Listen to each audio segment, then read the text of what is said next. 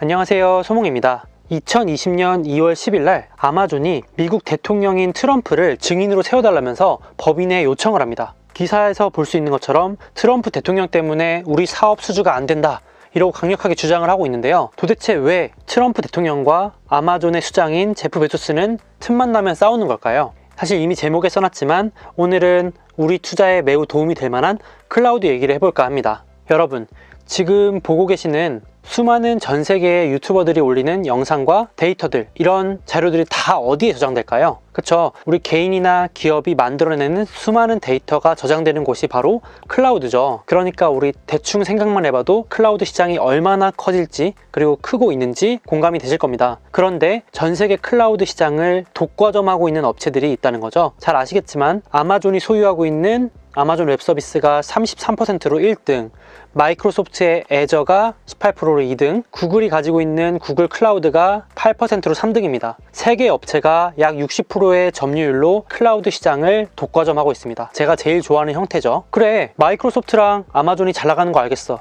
근데 그거랑 트럼프랑 도대체 무슨 상관이지? 물어보실 수 있는데요. 조금 더 얘기를 해볼게요. 자, 왼쪽은 2016년의 클라우드 시장 점유율입니다. 그때도 아마존은 30%대로 1등을 지키고 있었고, 오히려 마이크로소프트는 10% 초반대로 점유율이 뒤처진 상황이었어요. 구글은 심지어 5%대 점유율이었는데 2020년 2월에 발표한 따끈따끈한 자료를 보니까 아마존의 점유율은 그대로인데 마이크로소프트 애저의 점유율이 18%로 확 뛴 거 보이시죠?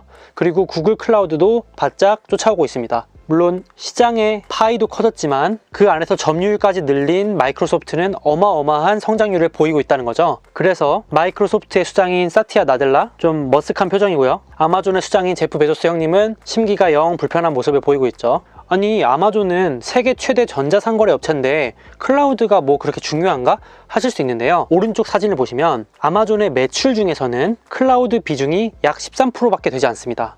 그런데 왼쪽 자료를 보시면 아마존이 벌어들이는 돈 전체 중에서 무려 절반이 클라우드로부터 나오게 되는 걸 알 수 있습니다. 즉, 아마존의 영업이익 중에 50%가 이 클라우드에서 나온다. 다시 말해서 아마존에게 없어서는 안 될 현금원이다 이거죠. 우리 사람이 다른 건 몰라도 밥그릇 건들면 가만히 안 있죠. 아마존이 그동안 1등 하면서 지켜왔던 이 밥그릇을 마이크로소프트가 맹추격해오면서 뺏으려고 그러니까 바짝 예민해진 상태입니다. 마이크로소프트는 이미 클라우드로 앞으로 먹거리를 삶겠다를 외치고 승승장구하고 있는데, 오른쪽 사진을 보시는 것처럼 마이크로소프트의 매출 구성의 약 3분의 1이 클라우드예요. 이 부분 안에 아까 말한 마이크로소프트의 클라우드, 애저 이런 것들이 들어있는데, 이 애저 부분의 성장세가 62%, 미국에서 시가총액 넘버 2를 달리는 엄청난 규모의 기업이 매출이 62%, 50% 이렇게 계속해서 늘어난다는 게 어마어마하다는 걸 느낄 수 있는데요. 이 가운데가 클라우드입니다. 어떠신가요? 포션, 즉 비율이 늘어나는 게 보이시나요?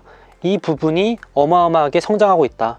그런데 마이크로소프트는 더 대단한 게 기존에 있던 부분들도 확대를 하고 있어서 너무 탄탄하게 잘 성장하고 있다. 이제 나머지 부분은 나중에 따로 다룰게요. 마이크로소프트는 창업자 빌 게이츠 시절에 전성기를 누리다가 모바일 시대에 대응을 못해서 15년간 주가가 횡보합니다. 그리고 3대 CEO인 사티아 나델라가 2014년에 취임하면서 클라우드 퍼스트를 외쳤죠. 우리는 앞으로 클라우드로 간다 하자마자 지금 주가가 소위 떡상을 하고 있는데, 아래 기사처럼 잃어버린 15년, 부활 이런 기사들도 나오고 있죠.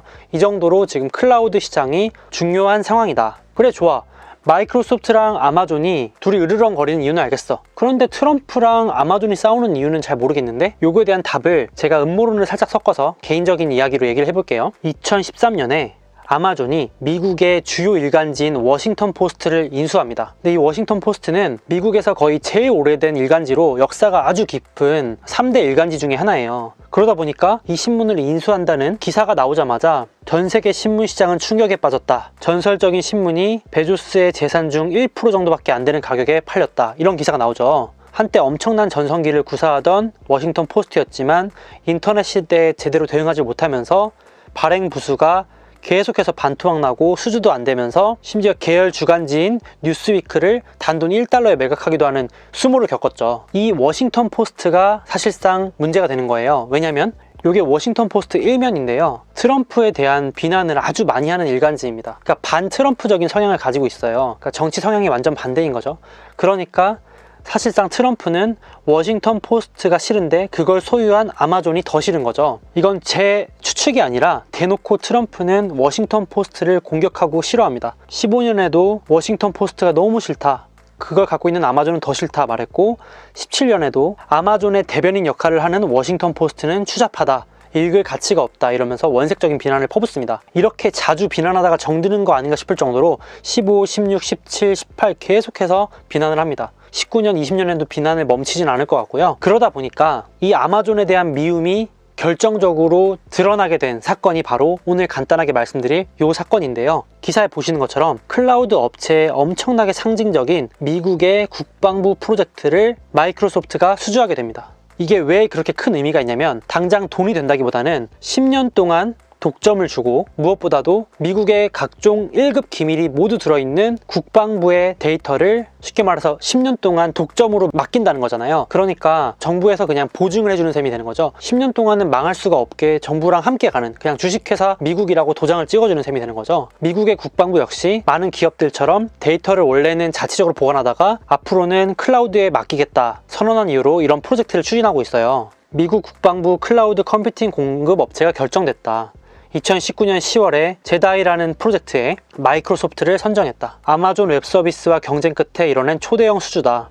제다이 프로젝트는 100억 달러 규모인데 이미 아마존이 수주한 육군과의 계약보다 규모가 크다. 이 제다이는 육군, 해군, 해병대, 공군을 포괄하는 미 국방부에 클라우드 서비스를 제공하는 프로젝트다. 그러니까 미국 전투기술, 국방력에 도움이 되는 각종 데이터 및 기술을 제공하는 서비스를 맡게 되는 거예요. 그러니까 되게 상징적인 거죠. 이런 어마어마한 프로젝트를 당연히 업계에서는 마이크로소프트가 아니라 1위인 아마존이 타갈 거라고 생각을 했어요. 자, 그런데 18년 7월에 국방부에서 입찰을 시작할 때 클라우드 상위 업체 있죠? 제가 정리해드린 아마존, 마이크로소프트, 구글, IBM, 오라클, 세일스포스 이런 애들이 다 입찰을 합니다. 구글은 직원들의 반발로 입찰을 포기해요. 참고로 구글은 비전 자체가 인간에게 해가 되는 걸 하지 말자, 이런 게 이제 비전이잖아요. 그러니까 직원들의 반발로 포기합니다. 왜냐하면 전투기술 이런데 구글의 기술을 쓰지 말자 하면서 스스로 포기를 하는데, 나머지 하위 업체인 IBM이나 오라클 이런 애들도 마저 탈락하면서 음모론을 제기해요. 그 음모론의 사진이 요건데, 아마존과 국방부 고위 간부들 사이에